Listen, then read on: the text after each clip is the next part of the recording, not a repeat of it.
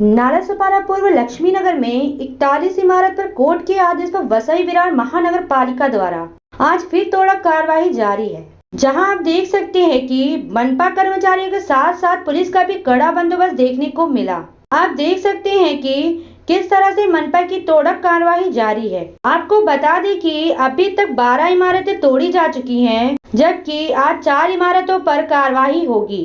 आप देख सकते हैं कि किस तरह आज एमआर अपार्टमेंट को खाली करवाया जा रहा है। लोग कैसे अपने घरों से सामान बाहर निकालते दिख रहे हैं। अब सवाल यह उठता है कि आखिर इन लोगों का कसूर क्या है?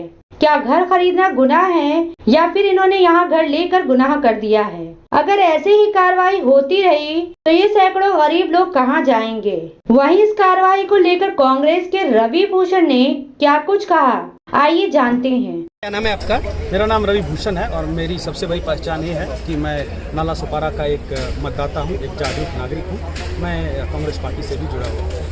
यहाँ पे 41 इमारत मामले में लगातार लोगों को बेघर किया जा रहा है, इमारतों को तोड़ा जा रहा है, सैकड़ों लोग अब तक बेघर हो चुके हैं। राजनीतिक हस्तक्षेप के बावजूद भी इन सभी को कोई भी आश्वासन ठोस कदम नहीं उठाए जा रहे हैं।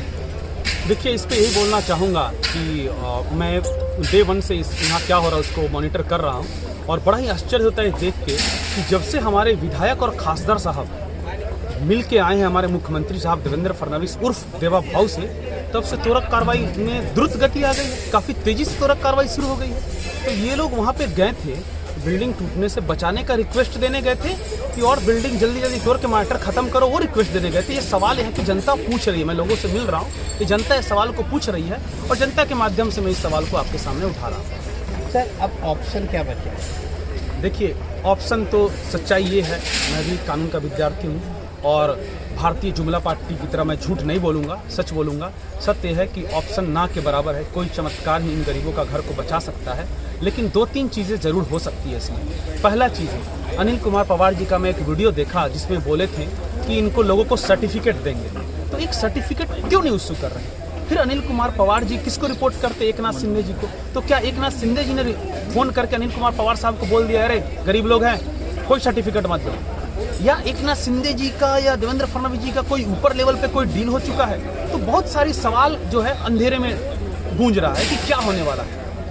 और इतनी क्योंकि क्यों सर्टिफिकेट नहीं दी गई? घर किसी का तोड़ोगे तो एक सर्टिफिकेट दो ना। कल के दिन हो सकता है कि यहाँ के लोगों को न्याय देने का मन यदि भारतीय जनता पार्टी को कर गया तो भाई यहाँ के लोग कैसे साबित करेंगे कि मैं यहाँ पे इस डेट में यहाँ पे इस परिवार के साथ रह रहा था, ये मेरे बच्चे थे, जिस स्कूल में पढ़ते थे, ये सामान मेरे पास था। तो आपने तो सर्टिफिकेट दिया नहीं, तो इनको अधिकार मिलने से पहले ही आपने इनके जो गरीबों का जो अधिकार था उनका आपने गला दबा दिया। तो ये पहला हो गया। दूसरा बात कि मान लीजिए कि ऐसी जो 41 बिल्डिंग है, मान लीजिए कि भूकंप आता है, महाराष्ट्र में का भूकंप आया था, याद कीजिएगा। मान लीजिए कि कोई भूकंप आता है, गुजरात में भी का भूकंप आया था और 41 बिल्डिंगें गिर जाती है, तो सरकार क्या करती? सरकार तमाशा देखते रहती, वहाँ पे आके बड़ी बिल्डिंगें बना देती। सरकार क्या करती? लोगों को, विस्थापितों को मदद करती कि उनको घर के बदले घर देती। वो क्या होता? एक्ट ऑफ गॉड था। यहाँ पे क्या हुआ है? एक्ट ऑफ फ्रॉड हुआ है, एक सिस्टमैटिक क्राइम हुआ है, फाइनेंशियल क्राइम हुआ है, जिसमें नीचे से लेकर ऊपर तक के लोग शामिल हैं। सजा सिर्फ गरीब लोगों को मिल रहा है, सजा सिर्फ गरीब लोगों को मिल रहा है। ऊपर के जो मगरमच्छ है उनको बचाया जा रहा है। मगरमच्छ उस समय ठेकेदार कौन था? महानगर पालिका का उस समय कमिश्नर कौन था? आयुक्त कौन था?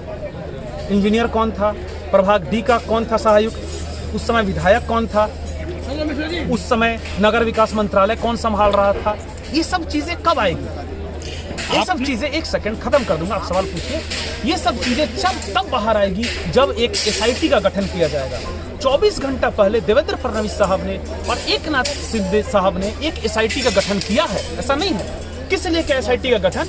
उद्धव ठाकरे साहब के सरकार के समय में देवेंद्र फडणवीस साहब और एकनाथ शिंदे साहब को अरेस्ट करने की साजिश की जा रही थी। उस साजिश का पता करने के लिए इन्होंने एसआईटी का गठन कर दिया। सिर्फ 2 आदमी में प्रॉब्लम आ रहा था, एकनाथ शिंदे जी, देवेंद्र फडणवीस। यहाँ पे 2000 परिवार हैं, इनके लिए कोई एसआईटी का गठन नहीं होगा। इनके लिए यहाँ 2000 परिवार हैं, 5 लोग रहते हैं यदि हर परिवार में, तो 10,000 लोग हैं।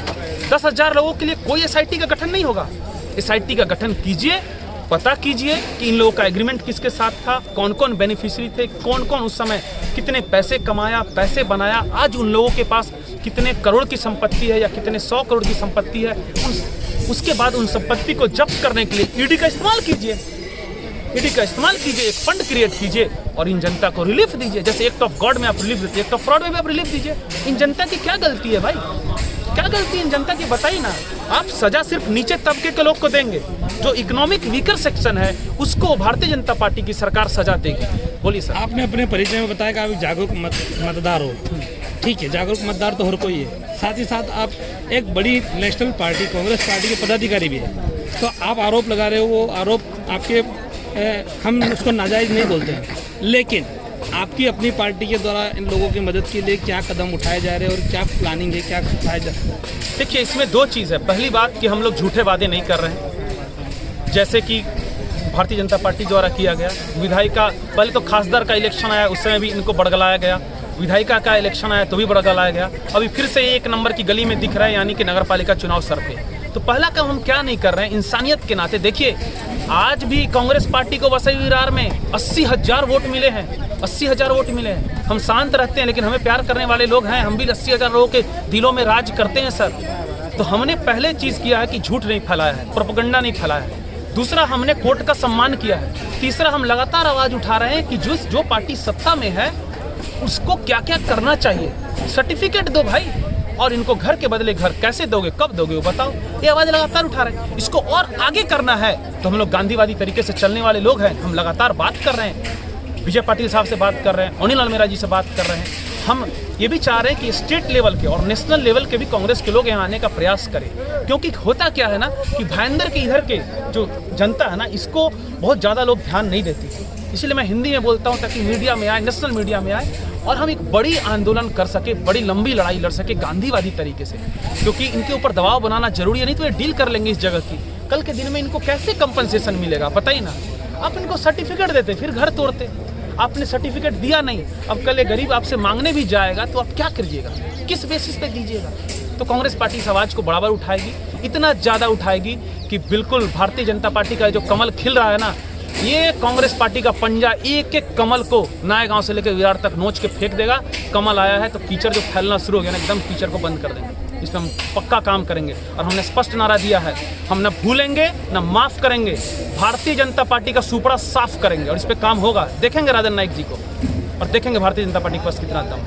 धन्यवाद। क्या कहना चाहते हैं? बिल्कुल, ये अफवाह में, देखिए, एक तो अफवाह है, वेरीफाइड इन्फॉर्मेशन नहीं है, लेकिन हम लोग को भी तो इस बात पे शक होता है ना। इनके ही अपने एक नेता के मुंह से निकल जाता है, आप लोग न्यूज़ वालों के सामने, प्रेस के सामने, कि भाई यदि कोई टावर बनेगा तो कोने में आपको भी जगह देंगे। तो उससे पता चलता है क्या ये जो आरक्षित ज़मीन है, क्या इसकी कोई डील होनी शुरू हो गई है। तो इससे एक शक जाता है और ये लोग ट्रांसपेरेंसी मेंटेन नहीं कर रहे हैं। क्यों नहीं बता रहे? एक कमेटी बना रहा है जिसमें आपके जैसे कुछ सीनियर पत्रकार बंधु को रख के, विपक्ष को भी रख के और बताए क्या हो सकता है, क्या नहीं हो सकता है।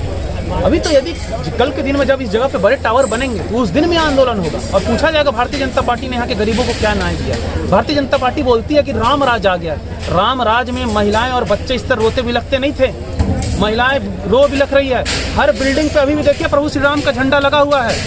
ये न्याय दिया है आप लोगों ने, कोर्ट का आदेश है, सम्मान करता हूँ, कोई विरोध नहीं कर रहा, ना यहाँ की जनता भी विरोध नहीं कर रही है, पुलिस का सहयोग कर रही है, लेकिन घर नहीं देंगे आप।